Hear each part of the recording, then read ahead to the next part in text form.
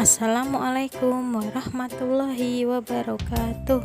Kados pundi kabaripun anak-anakku kelas kawan, mugi-mugi tansah pinaringan kasarasan. Saderengipun piwulangan dipun miwiti, monggo waos basmalah rumiyin.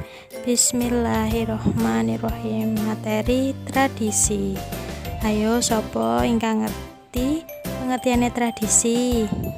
Tradisi yaiku kebiasaan kang dilakoni masyarakat ing jaman biyen. Tradisi kuwi akeh banget ing Jawa. Contoh utawa tuladhane tradisi siji Tedhak Siti, loro Nyadran, telu Sedekah Bumi lan Laut, papat Sawalan. Iki contone utawa tuladhane Tedhak Siti. Tedhak Siten utawa Tedhak Siti iku salah siji upacara adat Jawa kanggo bocah sing umure 7 wulan utawa 6-8.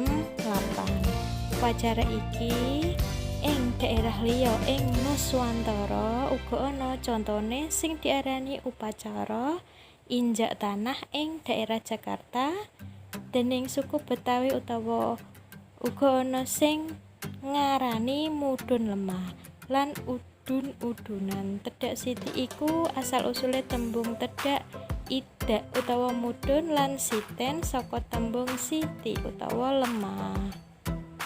Upacara iki pralambang kanggo bocah sing siap-siap njalani urip lewat tuntunan wong tuwa lan diselenggarake yen umur kuwi 78 utawa 240 dina. Urutane upacara Tedhak Siti yaiku: 1 nyirami, 2 midak jadah, 3 menek tebu wulung, 4 dikurung, 5 udek-udek, 6 uga rampe kembang, 7 sesaji tumpeng.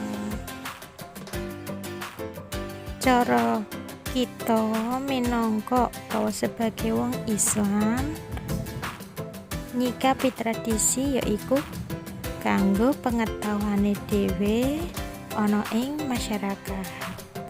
Tugasipun anak-anak yaiku 1.